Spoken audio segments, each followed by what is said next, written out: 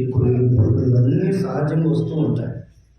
ఇవి వస్తున్నప్పుడు మనకు అనిపిస్తూ ఉంటుంది, ఎందుకా నాకు ఈ జీవితం, ఏం చేయడానికా నాకు ఈ జీవితం, అసలు బ్రతుకుండే ఇక్కడ చచ్చిపోవడం కదా మంచిది, ఈ నిందలు, ఈ బాధలు, ఈ అవమానాలు, దిగులు, ఈ చింత, ఇవన్నీ నాకు ఎందుకంటారు అని మనిషి తనకు తాను కుంగిపోవడం ప్రారంభిస్తాడు. ఎంతగా కుంగిపోతాడంటే, ఒకసారి 2 మాటలు మీతో తెలియచేయడానికి వచ్చినాను. ఒకసారి చదవండి. యోబు గ్రంథము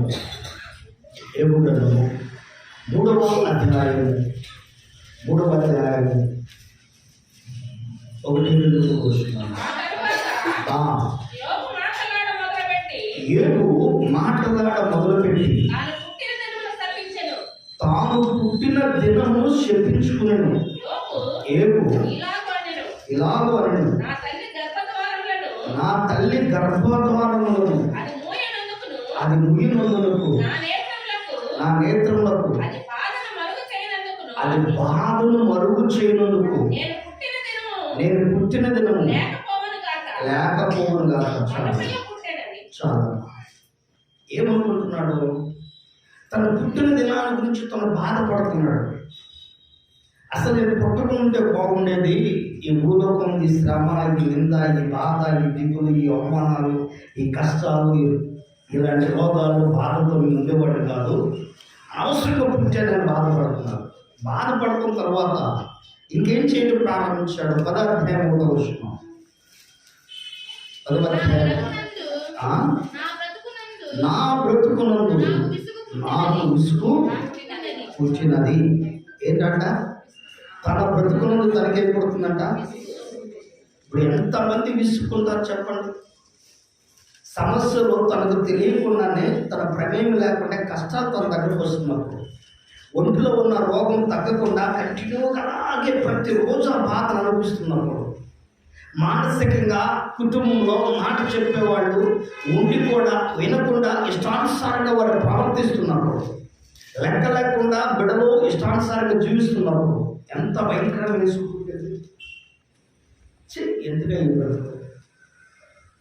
దేవుడు ఎందుకోసమైనా ఉంచింది భూమి మీద, ఎందుకోసమైనా దేవుడు ఇంకా ఆయుష్ ఇచ్చింది, తీసుకుంటే పోలా. చాలామంది కనిపించుతారు, కరోనా టైంలో నేను కూడా చచ్చిపోతే బాగుండేది, అందరితో పాటు వెళ్ళిపోయారు, ఈ బాధలు, ఈ దిగులు, ఈ చింత, వేదన, ఈ మానసిక బాధ లేకుండా సరిపోయింది.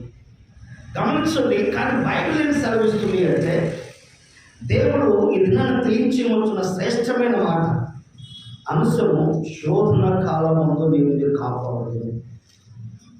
గమనించండి, శోధన కాలమందు నేను నిన్ను కాపాడలేదు. దేవుని మాటల వైపు మనసు పెడదాము. ప్రకటన గ్రంథము 3వ అధ్యాయము 10వ వచనం. దేవుడు తెలియచేయవచ్చున్నమాట. ప్రకటన గ్రంథము 3వ అధ్యాయం 10వ వచనం. నీవు నా ఓర్పు విషయమైన వాక్యమును గైకొంటివి గనుక భూనివాసులను శోధించుటకు లోకమంతటి మీదకి రాబో శోధన కాలంలో నేను నిన్ను కాపాడను. బాగా గుర్తుపెట్టుకుందాం. శోధన కాలము రాబోతుందంట లోకమంతటి మీదకి. అమ్మ వినండి, దేని మీదకి? మన గరీబ్ పొలమే కాదు, మన గుంటూరు జిల్లానే కాదు, మన ఆంధ్రప్రదేశే కాదు, ప్రపంచ దేశాల మీదకి. ప్రపంచ దేశాలలో ప్రతి మనిషి శోధన కాలం 2000. ప్రతి బిడ్డ దయచేసి గమనించండి. ఈ శోధన కాలం 2020 నుంచి విపత్తుల మీద విపత్తులు చూస్తూ ఉన్నారు. ఆల్రెడీ నేను మీకు 2020 చెప్పాను. 10 సంవత్సరాల శోధన కాలం. 2030 వరకు మనశ్శాంతి ఉండదు, నెమ్మది ఉండదు, సంతోషం ఉండదు, దిగులు, చింతతో బతకడం తప్ప అంతకు చేయలేదు. ఈ విషయంలో సంతోషంగా ఉన్నానంటే ఆవిరైపోయింది ఆ సంతోషం. అర్థమైందా? ఈ విషయం హ్యాపీ అనుకుంటే చాలు, 5 నిమిషాలు 10 నిమిషాలు సంతోషం, మళ్ళీ తర్వాతగా 1 గంట 2 గంటలకు శోకమే, వేదమే. ప్రతి బిడ్డ అలాంటి కాలంలో మనం బ్రతుకుచున్నాం, అలాంటి దినాల్లో బ్రతుకుచున్నాం. బైబిల్ అంటున్నాడు, శోధన కాలమందు నేను కాపాడతా. శోధన నీ దగ్గర రంగాల్నే చాలామంది ఏమనుకుంటారంటే అసలు పుట్టకుండే బాగుండాలనుకుంటారు. శోధన తన దగ్గర రంగాల్నే చాలామంది ఏం చేస్తారు, ఇసుకుపడటం ప్రారంభిస్తారు, తనకు తాను అసహించుకోవడం ప్రారంభిస్తారు, తనకు తాను నిందించుకోవడం ప్రారంభిస్తారు, తనకు తాను తక్కువ చేసుకోవడం ప్రారంభిస్తారు, తనకు తాను శపించుకోవడం ప్రారంభిస్తారు. శోధన నీ దగ్గరకు వచ్చినప్పుడు నేను శపించుకోవద్దు. ఏవో ఆ పని చేయాల, తనకు తాను శపించుకోవాలా, తనకు తాను నాశనాన్ని కోరుకోవాలా. చాలామంది నాశనాన్ని కోరుకుంటారు, శపించుకుంటారు, తన బ్రతుకును తానే అసహించుకుంటారు. ఎప్పుడు నీ బ్రతుకును అసహించుకోవద్దు. ఎప్పుడు తన బ్రతుకును తను అసహించుకోవాలి. ఏపు కలిగిన శోధనలో, ఏపు కలిగిన బాధలో చాలా మంది ఏపు కంటే ఎక్కువ కష్టాలు పడుతున్నారండి, ఏపు కంటే ఎక్కువ శోధన అనిపిస్తున్నారండి, ఏపు కంటే ఎక్కువ బాధలు అనిపిస్తున్నారండి, ఏపు కంటే ఎక్కువ ఇబ్బంది పడుతున్నానని అంటారు. ఏం పడుతున్నాను అనబడి ఇబ్బంది? దెబ్బ మీద దెబ్బ, దెబ్బ మీద దెబ్బ పడితే ఎలా ఉంటుందో తెలుసా? ఎంతట్లో ఇనుమైనా సరే సాగిపోవాల్సిందే. అర్థమైందా? ఎంతట్లో ఇనుమైనా సరే సాగిపోయింది తెలుసా మీకు? కొలిములో పెట్టిన తర్వాత ఇనుమును బయటికి తీసి సుత్తుతో దెబ్బ మీద దెబ్బ కొడతా ఉంటే ఎంతలో ఉన్న ఇనుపు ముక్క కూడా బద్దలా మారిపోయింది. ఏబు జీవితం అలాంటిది. నీ కలిగితో పోయిన నీ కొడుకు వల్లే శోధన కావచ్చు, నీ కలిగితో పోయిన నీ భర్త వల్లే కలగవచ్చు, నీ కలిగితో పోయిన నీ భార్య వల్ల కలగవచ్చు, ఒకవేళ నీకు కలిగితే నీకు బంధువుల వల్ల కలగవచ్చు, ఒకవేళ నీకు కలిగితే నీ సమాజంలో చుట్టుపక్కల వాళ్ళ వల్ల కలగవచ్చు. ఒక రకమైన శోధనను భరించలేకపోతున్నావు, ఒక రకమైన ఇబ్బందులను తట్టుకోలేకపోతున్నాం. కానీ ఏవో 6 రకాలైన శోధనలో పడ్డాడు. 7వ కీడు కలిగినను దేవుడు నన్ను కాపాడుతాడు అంటున్నాడు. ఏవో 6 రకాలు అనిపించాడు. ఎట్ ఎ టైము ఒకేసారి తనకు వార్త వినబడుతుందంట. అయ్యా 10 మంది పిల్లలు చనిపోయారని వార్త వినంగానే మరొకడు వచ్చాడు. అయ్యా మనకు నాస్తంతా దోసుకుపోయారయ్యా. మరొకడు వచ్చాడు, అయ్యా మొత్తం కాలిపోయినాయి అయ్యా. మరొకడు వచ్చాడు, అయ్యా మొత్తము నాశనమైపోయినాయి అయ్యా. అయ్యా గొడ్లు చచ్చిపోయి అయ్యా, అయ్యా పశువులను చచ్చిపోయి. ఇట్లా వార్త మీద వార్త వినబడుతున్నప్పుడు తన పరిస్థితి ఎలా ఉంటుంది? ఒక క్రైస్తవుడుగా, క్రీస్తుని కలిగిన వ్యక్తిగా ప్రభులో ఉంటున్న నీ జీవితంలో నీకు ఎదురవుతున్న ఒక సమస్యని నువ్వు తట్టుకోలేక దాని నిమిత్తమై నిందించుకొని, దూషించుకొని చెయ్యి బ్రతుకెందుకు అని నిన్ను నువ్వు అసహించుకుంటూ జీవితం గడిపితే అది ఉత్తమమైందా? ఎవరికి లేవు కష్టాలు, ఎవరికి లేవు శ్రమలు, ఎవరికి లేవు బాధలు, ఎవరికి లేవు ఇబ్బందులు. ప్రపంచ దేశాల్లో నువ్వు ఒక్కదానివే కాదు, ప్రపంచ దేశంలో ప్రతి వారు పడాల్సిందే. ఎవరి పరిధిలో వారు నిందించబడాలి, ఎవరి పరిధిలో వారు దీవించబడాలి, ఎవరి పరిధిలో వారు హెచ్చించబడాలి, ఎవరి పరిధిలో వారు కష్టపడాలి. ప్రతి సందర్భం ఒకలాగానే ఉంచుడు దేవుడు. ఒకరోజు నీ దేవుడు నేను హెచ్చించడం, ఒకరోజు మన దేవుడు తగ్గిస్తాడు. ఒకరోజు దేవుడు నీ తగ్గించడం, ఒకరోజు దేవుడు మనల్ని హెచ్చిస్తాడు. అప్ అండ్ డౌన్ ఉంటుంది లైఫ్ అనేది. ఇప్పుడు బ్యాలెన్స్డ్గా ఎప్పుడు ఉండదు. బ్యాలెన్స్డ్ ఎవరు చేసుకోవాలి తెలుసా? మనిషే చేసుకోవాలి. హెచ్చిపోయినప్పుడు ఒకలాగా, తగ్గిపోయినప్పుడు ఒకలాగా కాదు. అది బ్యాలెన్స్డ్గా లైఫ్ని గడపాల్సింది ఎవరు? మనిషే. కానీ దేవుడు ఒకరిని హెచ్చించును, ఒకరిని తగ్గించును. అది దేవుడు చేసే పని. ఒకవేళ నేను హెచ్చించే సందర్భం వచ్చిందా, నీ బ్యాలెన్స్ లైఫ్ నువ్వు గడుపు. నేను హెచ్చిపోయినాను మాకు. ఒకవేళ తగ్గించే సమయం వచ్చిందా, నేను తగ్గిపోయానని చెప్పేసి పిల్లలాగా మాకు. నీ బ్యాలెన్స్ లైఫ్లో నువ్వు ఉండు. శోధన కాలం, ఈ శోధన కాలం అనేది చాలా మంది అంటారు, దేవుడు నన్ను శోధించాడయ్యా, దేవుడు నన్ను శోధించాడు, ఆయనే నన్ను శోధించకపోతే అంటారు. ఇప్పుడు దేవుడు బిడ్డగా బైబిల్ సెలవిస్తుంది. ఒకసారి చదవండి. యాకోబు రాసిన పత్రిక 1వ అధ్యాయము 13వ వచనం చదవండి. 13వ వచనం. దేవుడు కీడు విషయమై శోధింపబడనేరడు. ఆయన ఎవరిని శోధింపడు కనుక, ఎవడైనా శోధింపబడినప్పుడు దేని చేత శోధన ఎవరి ద్వారా వస్తుంది తెలుసా? చదవండి. ప్రతివాడును తన స్వకీయమైన దురాశ చేత ఈడవబడి మరలా కొలవబడిన వాడే ఏం చేస్తున్నాడంటమ్మా?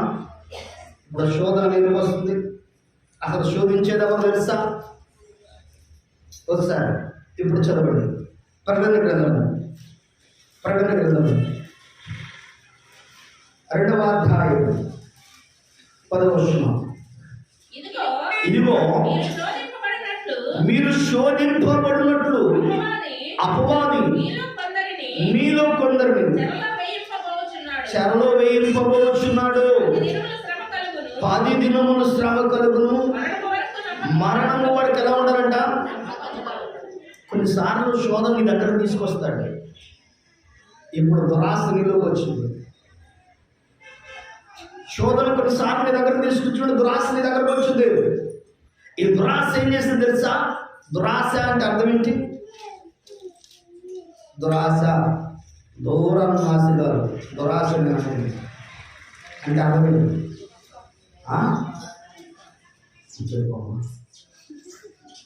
చెప్పండి. అవసరాన్ని బట్టి ఎక్కువ ఆశ, ఇంకా దురాశ,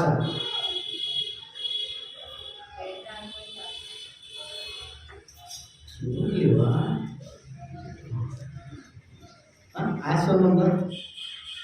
దురాశ అంటే దురాశ దుఃఖానికి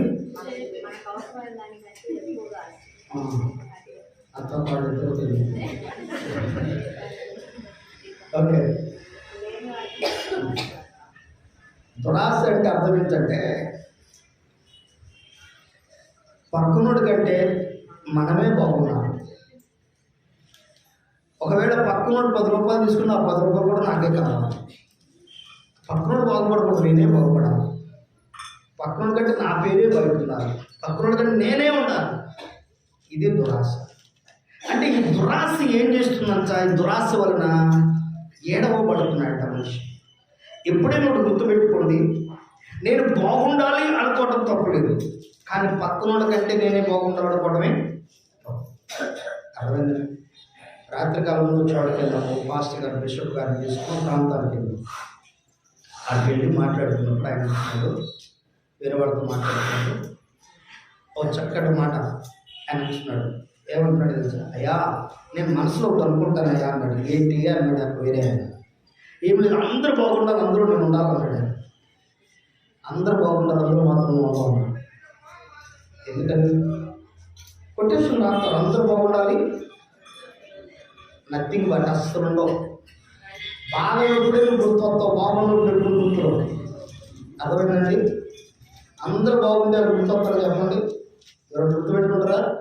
ఎప్పుడు గుర్తుపెట్టుకుంటారు? ఎక్కువ శాతం మనుషుల్ని 3 సందర్భాలు గుర్తుపెట్టుకుంటారు. మనుషుల్ని బాగా గుర్తుపెట్టుకుంటారు. మనుషులు గుర్తుపెట్టుకునే సందర్భాలు 1, ఆ మనిషిని మర్చిపోకుండా ఎప్పుడైనా సరే నేను మర్చిపోకుండా ఉండాలంటే నువ్వు పని చేయాలి. ఏం చేయాలి చెప్పండి? ఒక వ్యక్తి నేను మర్చిపోకుండా ఉండాలంటే నువ్వు పని చేయాలి. ఏం చేస్తే ఆ వ్యక్తి మర్చిపోడు?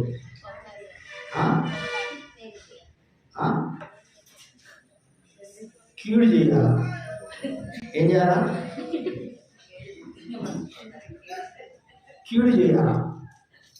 మేలు చేసిన వాళ్ళు తొందరగా మర్చిపోతారు, కీడు చేసిన వాళ్ళు లైఫ్లో మర్చిపోడు. అర్థమైందండి? నష్టపరుచుకున్న వాడు మర్చిపోడు. ఎప్పుడుదా గుర్తుపెట్టుకుంటారు? కొత్తగా పెళ్ళైందంట, అత్తగారింటికి వెళ్ళాడు. వెళ్తే ఇతనికేం బాగా ఆహారం తినే అలవాటు ఉంది. కానీ అక్కడికి వెళ్తే వాళ్ళు ఏమన్నా అంటారేమోనని మొహమాట పడి ప్రతిదీ వేసిందల్లా అత్తయ్య నాకు అంట ప్రారంభించాడు. పెట్టిందల్లా నాకు వద్దంటున్నాడు. ఆ పెట్టిందల్లా నాకు వద్దంటున్నాడని చెప్పేసి ఇక వెళ్ళినప్పుడల్లా ఇంత అన్నం పెట్టడం, ఇంత కూర వేయటం, ఇంత అన్నం పెట్టడం, ఇంత కూర వేయటం పెట్టేసి ఎవరిని వచ్చి ఏంటమ్మా అస్సలు మారుడు అంతకంటే ఎక్కువ తినడానికి అంట ప్రారంభించిందంట. వెళ్ళినప్పుడు పెళ్ళే 30 సంవత్సరాలు అయినా సరే కుర్రోడికి ఎందుకు వచ్చింది ఇప్పుడు మొదలుడు? ఎందుకంటే అర్థమైందా? బట్టలు పెట్టిన గుర్తురావు, బంగారం పెట్టిన గుర్తురాదు, ఇంకా ఏం పెట్టిన గుర్తురావు. ఏం గుర్తొచ్చింది? మొదలుడు ఎందుకంటే ఎక్కువ తినడం. అంటే ఒక వ్యక్తిని మర్చిపోకుండా ఉండాలంటే ఏం చేయాలా? బాగా గుర్తుపెట్టుకో. కీడు చేసిన ఎప్పుడు మర్చిపోరు. మేలు చేసిన మర్చిపోతారు. అర్థమైందా? కనుక ఇక్కడ దురాశ ఏం చేస్తుందంటే 7వ బడి అదేం చేయడం ప్రారంభించింది? తన స్వకీయ దురాశ వలన, స్వకీయ దురాశ తనంతడు తానే. ఈ రోజున ప్రియ సహోదరి సోదరులారా, శోధన నీ దగ్గర రావడానికి ఒకటి కారణం నీదే. నీ ఆలోచనలే, నీ తలంపులే, నీ ఉద్దేశాలు. సమాజం ఏమైపోతుంది అంటే, ఒకవేళ దాన్ని ఉద్ధరించాలి, బాగు చేయాలంటే ఒక క్రైస్తవుడిగా, ఒక విశ్వాసిగా నువ్వు చేయవలసిన పని ఏంటి తెలుసా? 2 చేతులు పైకెత్తి కన్నీరు కార్చాలి దేవుని సన్నిధిలో. ఈ రోజున 2 చేతులు పైకెత్తి కన్నీరు కార్చే క్రైస్తవుడు దొరకట్లా. 2 చేతులు పైకెత్తి కన్నీరు కార్చి దేవుని సన్నిధిలో కనిపెట్టుకుని ప్రార్థించే క్రైస్తవుడు దొరకట్లా. అందరు బర్ణబాలు దొరుకుతున్నారు. అర్థమైందా? అందరూ ఎవరు దొరుకుతున్నారు? బర్ణబా అంటే ఎవరు? ఆయన ఎవరు మా తెలియదు అంటావా? అసలు ఆ పేరు మా ఊరు పేరు లేదయ్యా, మా ఊరు ఈ ఊరు పేరు ఆ పేరు తెలవలేదు. నీ ఊరిలో బర్ణబా గురించి చెప్పట్లేదు. బైబిల్ ఒక ఆయన ఉన్నాడు, ఆయనకి పేరు పెట్టబడిన పేరు తెలుసా? నక్సలైట్, తిరుగుబాటుదారి. అర్థమైందా? ఈయన అంటాడు వచ్చి యేసుప్రభు దగ్గరికి వచ్చి, నువ్వు నాతో చేయగలరు, ఎందుకంటే నీ దగ్గరేమో ఆత్మీయత ఉంది, నా దగ్గరేమో కత్తి సైన్యం ఉంది, జయిద్దాం. గమనించండి, ఈ రోజున నేటి కాలంలో చాలామంది జీవితాలు ఎలా మారాయంటే, ఎలా ఉన్నాయంటే, ఆ వ్యక్తి కోసం, బర్నబా కోసమే ప్రభు ఆటోమేటిక్గా తను ప్రాణత్యాగం చేస్తాడు. ఆయన విడిపించబడ్డాడు, ప్రభు సిలువేయబడ్డాడు. ఎందుకంటే లేకపోతే ఆ రోజు ప్రభు విడిపించబడాలి. అంతటి బంధువుడు దొంగని దేవుడు ఏం చేస్తాడు తెలుసా? విడిపించాడు. నా ప్రియ సహోదరి సోదరుడా, ఈ దిన నా ప్రభు సన్నిధిలో నువ్వు స్వకీయ దురాశ నీ జీవితానికి ఒకవేళ భక్తి లేకుండా చేస్తుందని ఒక్కసారి గుర్తుపెట్టుకో. అది నిన్ను శోధించడానికే. అది నిన్ను ఏ విధంగా శోధించబోతుందో దాన్ని గ్రహించు. భక్తి లేని పని ఏదైనా నీ చేత చేయిస్తుంది అంటే, భక్తి విషయంలో, ఆత్మీయత విషయంలో లేకుండా ఏ పనైనా నువ్వు చేస్తున్నావంటే తొందరపడి, అది నీకు శోధనే. ఎందుకంటే ఆ శోధన బహు భయంకరంగా ఉండింది. 7వ బడి మన కొలబడటానికి కూడా అవకాశం లేకుండా, మనం తిరిగి చూసుకోవడం కూడా, మనం తిరిగి చూసుకోవడం కూడా అవకాశం లేనటువంటి పరిస్థితి ఏర్పడింది. కనుక జాగ్రత్త. నువ్వు ఏదైనా సరే ఆత్మీయ సంబంధమైన విషయాల్లో ఒక క్రైస్తవునిగా ఉన్నప్పుడు, బాప్తిస్మం తీసుకుని ప్రభువుని కలిగి ఉన్నప్పుడు, ఆత్మ సంబంధమైన విషయాలు కాకుండా ఇంకా ఫర్దర్ ఏదైనా నీ దగ్గరకు వస్తున్నప్పుడు, అది ఒకవేళ అది శోధనని నువ్వు గ్రహించగలిగితే, అర్థం చేసుకోగలిగితే, దాని నుంచి నువ్వు ఏం చేయబడాలి? మరణ కొలబడాలి, దూరంగా వచ్చేయాలి. లేదో నేను దానికి అంకితం అయిపోతానయ్యా, దాసురాలు అయిపోతాను చెప్పలేదు. అపవాది జల్లుల్లో పెట్టి జల్లిస్తున్నప్పుడంట ఏమవుతారంట? కొందరు జారిపోతారు. ఆ జారిపోయే పరిస్థితుల్లో నీ జీవితం ఉందనుకో, యేసు ప్రభువుని బ్రతికినంత కాలం ఆయన నీ నోటితో స్మరించినా నిత్య నరకాగ్ని నీకు తప్పదు. ఈరోజు ఈ ఉదయకాల సమయం ఉంది, చలిలో మీరు వచ్చి కూర్చున్నారంటే కారణం దేనికి? నేను క్రైస్తవులని చెప్పుకోవడానికా? ఏమండి, దేనికి? చనిపోతే పరలోకం వెళ్ళాలని ఆశతో వచ్చాం. నేనైతే అంతేనండి, ఈ లోకంలో నేను తీసుకుపోయేది ఏది లేదు. అర్థమైంది? నాకంటూ ఉండగలిగి ఏముండవు. తల్లి గర్భం నుంచి ఎంత వచ్చాం అక్కడికి పోతామని చెప్పి ఎన్నోసార్లు విన్నాం. పోవడం తప్ప తీసుకుపోయేది. మరి మానవుడు తీసుకుపోయేటికి ఏమీ లేనప్పుడు ఎందుకంటే మనకి లోకం బ్రతికినంత కాలం సంతోషంగా బ్రతకడం, ఇతరులకు మేలుకరంగా ఉండడం, ఏది మంచి ఏది చెడు గ్రహించడం, హ్యాపీగా లైఫ్ గడిపేయడం. నువ్వు ఎప్పుడైతే శోధన కాలంలో నువ్వు ఉన్నావని గ్రహించి, ఇది శోధన కాలం కనుక ఈ శోధన కాలంలో నేను చేయకూడదు, స్వార్థంతో ఎప్పుడు ఆలోచించుకోకూడదు, దురాశతో ఎప్పుడు నేను ఉండకూడదు. ఉన్నదాన్ని బట్టి ప్రభువుని స్తుతిస్తూ దేవుని కొరకు మనం బ్రతికి తెచ్చాలో. నా ప్రియ సహోదరి సోదరుడు, 2వ విషయం అక్కడ చెప్తున్నా మాట, యాకోబు రాసిన పత్రిక ఈ శోధన కాలంలో చక్కటి విషయాన్ని అక్కడ తెలియజేస్తూ ఉన్నాడు. ఒకసారి రెండో విషయాన్ని అక్కడ 16 విషయం ఒకసారి చదవండి. నా ప్రియ సహోదరులారా మోసపోకుడి. నా ప్రియ సహోదరులారా మోసపోకుడి. ఈ దురాశ ఏం చేస్తుందంట? గర్భము ధరిస్తుందంట. దురాశ ఏం చేస్తుంది? గర్భం ధరించి ఏం కంటుందంట? పాపాలు కంటుందంట. అలా కూర్చున్నారా? ఏం కంటుంది? పాపాలు. పాపమును కనుటకు ఈ దురాశ మనిషిని ఏం చేస్తుంది తెలుసా? మోసం చేస్తుంది. మోసం చేస్తుంది. నీకు ఎవరు లేదు, లైఫ్ ఇదే. కానీ ఎందుకంటే ఇంక వేరే అవకాశం లేదు, ఎందుకంటే వేరే సోర్స్ లేదు. బ్రతకడానికి ఇదే సోర్స్ మీకు, డబ్బు సంపాదించడానికి ఇదే సోర్స్ మీకు, ఉన్నతంగా ఉండడానికి ఇదే సోర్స్ మీకు, వేరేది లేదు. అంటే అది ఏం చేస్తుంది? నేను మోసపరుస్తుంది. ఈ రోజున దేవుని బిడ్డ దయచేసి గమనించండి. చిన్న మాట మీతో పంచుకోవాలనుకుంటున్న పరిశుద్ధాత్మ గుర్తు చేస్తున్నాడు.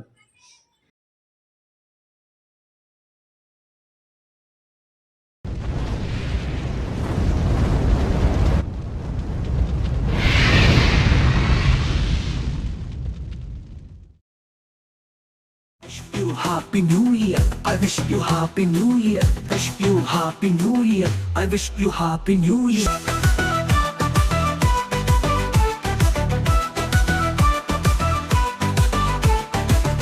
శ్రీ యేసు గీతాలతో హల్లెలూయా స్తోత్రాలతో సాగిపోయేదము నూతన వత్సరములో. శ్రీ యేసు గీతాలతో హల్లెలూయా స్తోత్రాలతో సాగిపోయేదము నూతన వత్సరములో. Wish you Happy New Year, I wish you Happy New Year, wish you Happy New Year, I wish you Happy New Year. Shri యేసు గీతాలతో హల్లెలూయా స్తోత్రాలతో సాగిపోయేదము నూతన వత్సరములో.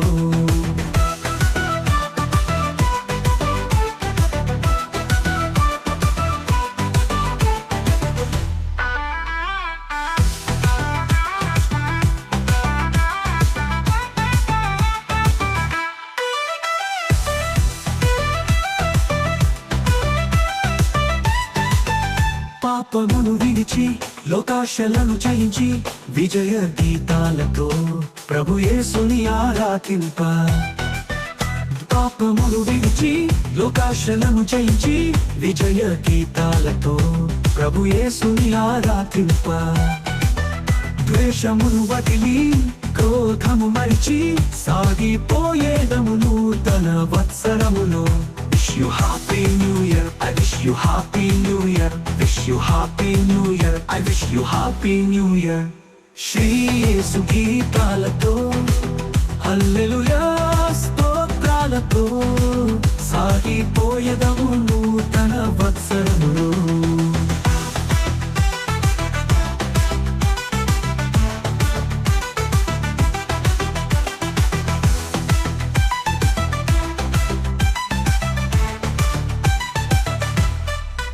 సాతానును ఎదిరించి శాశ్వత జీవముకై రక్షణ వస్త్రము ధరించి జీవవాక్యము చేత పట్టి.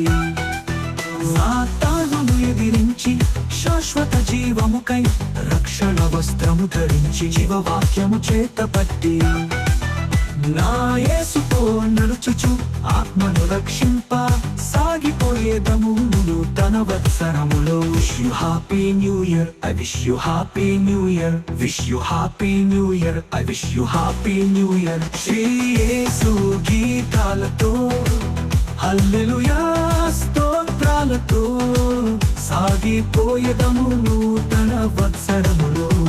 శ్రీ యేసు గీతాలతో హల్లెలూయా స్తోత్రాలతో సాగిపోయేదము నూతన వత్సరములో. Wish you Happy New Year, I wish you Happy New Year. wish you happy new year. I wish you happy new year. Wish you happy new year. I wish you happy new year. Wish you happy new year. I wish you happy new year.